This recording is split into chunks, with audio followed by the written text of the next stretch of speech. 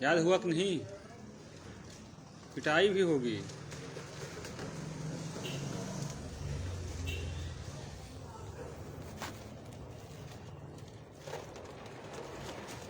कौन सा श्लोक लिखाया गया था? सज्जन की परिभाषा लिखाई गई है। ये थे कि नहीं थे? शुभम, क्या लिखाया गया है?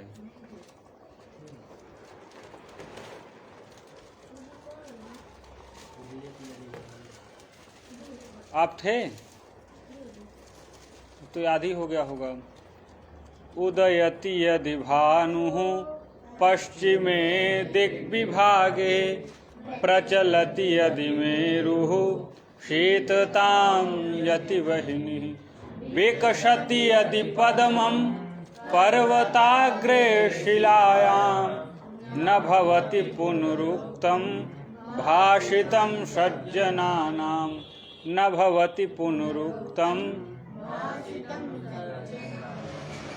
यद्यपि जन्म बभूव पयोनिधौ। तो दूसरा हम बताने लगे आप लोगों को। उदयत यदि भानुः पश्चिमे दिग्विभागे प्रचलत यदि मेरुः शीततां यति वहिनिः विकसति यदि पद्मं पर्वताग्रे शिलायां न भवति पुनरुक्तम्। अर्थ पता है? बताया गया फिर भी नहीं पता? सर हिलाओ केवल। उदयति यदि भानुः पश्चिमे दिग्विभागे, सूर्य यदि पश्चिम दिशा से उदय होने लगें, ये इम्पॉसिबल है, असंभव। फिर भी एक बार माना जा सकता है कि सूर्योदय पश्चिम दिशा से हो जाएं। प्रचलत यदि मेरुः, सुमेरु पर्वत एक स्थान पर स्थिर रहते हैं, लेकिन एक बार ये भी मान लिया जाए कि सुमेरु पर्वत चलायमान है। प्रचलत यदि मेरु, कहीं चलते हुए मिले हुए थे हमको, ऐसा भी माना जा सकता है। शीतताम यति वहिनिः, अग्नि छोड़कर शीतल हो जाए, ये भी असंभव है। विकसत यदि पद्मम पर्वताग्र शिलायाम, कमल का पुष्प कहाँ खिलता है? जल में, कीचड़ में। परंतु एक बार ये भी माना जा सकता है कि पर्वत के अग्रभाग पर, चोटी पर एकदम कमल खिला हो। ये सब असंभव बातें हैं, लेकिन फिर भी इनको एक बार माना जा सकता है। ये सब उल्टी हो सकती हैं। सूर्योदय पूर्व से होता है लेकिन पश्चिम से हो सकता है। सुमेरु पर्वत स्थिर रहते हैं लेकिन चलते हुए मिल सकते हैं। अग्नि अपने ताप को छोड़कर शीतल हो सकती है। कमल पर्वत के अग्रभाग पर खिल सकता है, परंतु न भवति पुनरुक्तम भाषितम सज्जनानाम, परंतु सज्जन जो एक बार बोल देते हैं फिर अपनी बात से हटते नहीं। समझ में आ रहा? और कौन सा पढ़ाया गया था? हस्तौ दान विवर्जितौ श्रुतिपुटौ सारस्वतौ द्रोहिणौ नेत्रे साधु विलोकनेन रहितौ पादौ न तीर्थं गतौ अन्यायार्जित वित्तपूर्णमुदरं गर्वेण तुंगं श्रीरौ रे रे जम्बुक मुंच मुंच सहसा नीचम सुनिंदम वपुः। कुरुक्षेत्र के मैदान में बहुत से मृत शरीर पड़े हुए थे। उनमें एक शरीर को एक शियार जानते हो, एक जीव होता है, वो खाने जा रहा था। तो जो उसकी पत्नी थी शियार की, उसने मना कर दिया कि इस मृत शरीर को आप मत खाइए। शियार बोला, क्यों? हम लोगों का तो आहार है मरा हुआ शरीर, मृत शरीर तो हमारा आहार है, तो हम क्यों ना खाएं इन्हें?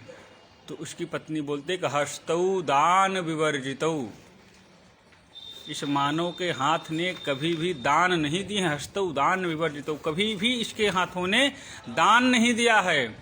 श्रुतपुटौ सारस्वत द्रोहिणौ,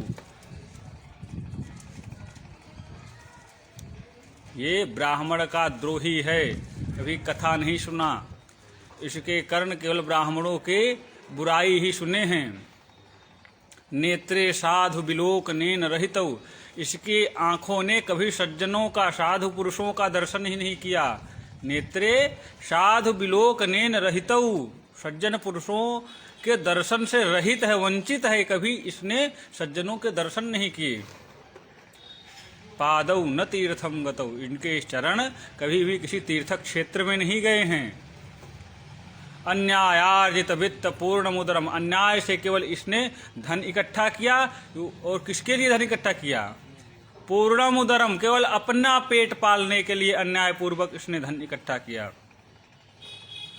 इतनी त्रुटियां, इतनी कमी होने के बाद भी इसको कभी प्रायश्चित नहीं हुआ। गर्भेण तुंगम शिरो, गर्भ से अपना सर उठाकर चलता, जैसे बहुत बड़े कोई धर्मात्मा पुण्यात्मा बहुत बड़ा अच्छा कार्य किए हूँ। इतने गलत कार्य होने के पश्चात भी गर्भेण तुंगम शिरो, इसलिए रे रे जम्बुक मुंच मुंच सहसा, यार इसको छोड़ दो, रे रे जम्बुक मुंच मुंच सहसा, नीचम सुनिंदम वपुः, ये बहुत ही नीच है, इसको मत खाओ। समझ में आ रहा? ऐसे पापियों को खाने से जीवात्मा भी मना कर देते हैं। और आज कौन सा श्लोक आपको लिखाया गया? व्याधस्याचरणं ध्रुवस्य च वयो, विद्या गजेन्द्रस्य का जातिर्विदुरस्य यादवपतेरुग्रस्य किं पौरुषम्, कुब्जायाः कमनीयरूपमधिकं, किं तत्सुदाम्नो धनं, भक्त्या तुष्यति केवलं न च गुणैर्भक्ति प्रियो माधव। जिससे भगवान किसको मिलते हैं? मन में आप लोग अध्ययन कर रहे हैं, ब्रजवास कर रहे हैं, मन में एक आशा आती है कि भगवान किसको मिलते होंगे, क्या पात्रता होती होगी। जैसे बोले चपरासी की नौकरी किसको मिलेगी? बोले 5वीं पास होना चाहिए। तो पात्रता क्या है? 5वीं पास। और कोई नौकरी क्लर्क की, बोले 10वीं पास। कोई भी पद पाने के लिए पात्रता होनी चाहिए। तो हमें भगवान मिले, जैसे इच्छा हो कि हमको भी भगवान मिल जाए, तो ये होती कि हम में पात्रता क्या होनी चाहिए? कुछ तो पात्रता होगी जिससे भगवान मिलेंगे। तो मान लो कोई अच्छा पात्रता, हाँ, आचरण बहुत अच्छा होना चाहिए। क्या होना चाहिए? आचरण। सुंदर से बैठो, सुंदर से उठो, सब चीज़ें एक नियम से होनी चाहिए, कायदे से होनी चाहिए। जिसका आचरण अच्छा होता है उसको भगवान मिल जाते हैं। तो इसी श्लोक में क्या लिखा है? व्याधस्याचरणम, जो व्याध को भगवान, बहेलियों को जो भगवान मिल गए, उसका आचरण कौन सा अच्छा था? व्याध जानते हो किसको? तो बहेलिया जो जीवों की हत्या करता है, जंगल में जाल फंसाए हैं, चिड़िया पकड़ रहे हैं, उनको भगवान मिल गए। तो यहाँ पर आचरण वाला नियम फेल हो गया। आचरण भगवान नहीं देखते। यदि आचरण देखते होते कि जिसका आचरण अच्छा होगा हम उसको मिलेंगे, तो वो बहेलिये को नहीं मिलते, क्योंकि बहेलिये व्याध का तो कोई अच्छा आचरण था नहीं। फिर किसी ने कहा आचरण नहीं अच्छा, ये फेल हो गया। तो हमको तो ऐसा लगता है भगवान उसको मिलते होंगे जो उम्र वाला खूब हो, खूब तपस्या करते हुए, भजन पूजन करते हुए वृद्ध हो जाता होगा। जो वृद्ध होते होंगे, वृद्धों को ठाकुर जी मिलते हैं। एक ने वहां कहा, अच्छा यदि वृद्ध को ठाकुर जी मिलते हैं तो ध्रुव को कैसे मिल गए? ध्रुवस्य च वयो, ध्रुव की वय आयु क्या थी? ध्रुव की आयु क्या थी? ध्रुव तो छोटे से थे, उनको भगवान मिल गए। यदि आयु रहती कि इतनी आयु के लोगों को ही भगवान मिलते तो ध्रुव को ना मिलते। व्याधस्याचरणम ध्रुवस्य च वयो, यहाँ आचरण भी काट दिया गया, कोई मतलब नहीं आचरण से। आयु भी कोई मतलब नहीं, क्योंकि ये दोनों आपके पास उदाहरण हो गए ना।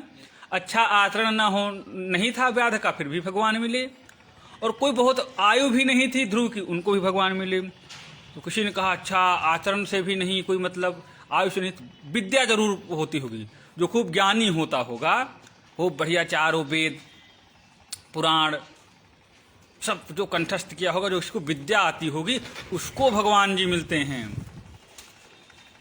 तो किसी ने कहा अच्छा, तो विद्या गजेंद्रस्य का, जब ग्राह ने हाथी के पाँव को जकड़ लिया और उसने भगवान को पुकारा, तो कौन से डिग्री कॉलेज में हाथी जाकर पढ़ा था? हाथी कहाँ पढ़ा था? यदि विद्या उनको, जिसको विद्या आती होगी उसी को भगवान मिले, तो हाथी को कहाँ से मिल गए? हाथी को भगवान मिले कि नहीं? ग्राह से उनकी रक्षा किए, भगवान दौड़ते हुए आए, भगवान बाद में पहुंचे, चक्र पहले पहुंच गया। तो यहाँ पर विद्या से भी कोई मतलब नहीं, आचरण से भी मतलब नहीं, आयु से भी मतलब नहीं, और विद्या से भी मतलब नहीं। व्याधस्याचरणम ध्रुवश्च चवयो विद्या गजेंद्रस्य का। फिर किसी ने बोला अच्छा विद्या भी मतलब नहीं है, आचरण भी मतलब नहीं है, आयु से भी मतलब नहीं, तो फिर हमको तो लग रहा कि अच्छी जाति में पैदा होना चाहिए, ब्राह्मण बढ़िया सरयू पारी। क्यों केशव? हाँ, केशव ने कहा कि ठाकुर जी भगवान उसी को मिलेंगे जो बढ़िया सुंदर कुल में, सुंदर गोत्र में उत्पन्न हुआ हो, उसी को भगवान मिलेंगे। तो बोले का जातिर विदुरस्य, विदुर की कौन सी जाति अच्छी थी? दासी पुत्र, उनको भी ठाकुर जी मिल गए। मतलब यहाँ पर जाति भी भगवान नहीं देखते हैं।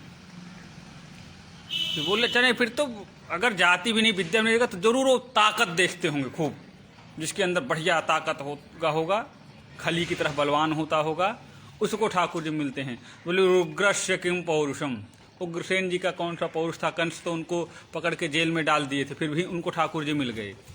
यहाँ पर पौरुष से भी कोई मतलब नहीं बोलता। बोले अच्छा, फिर जरूर सुंदरता देखते होंगे भगवान, जो जितना हैंडसम ब्यूटीफुल उसी को ठाकुर जी मिलेंगे, जिसका स्वरूप अच्छा नहीं उसको ठाकुर जी नहीं मिलेंगे। तो बोले कुब्जाया कमनीय रूपम अधिकम, जो कुब्जा थी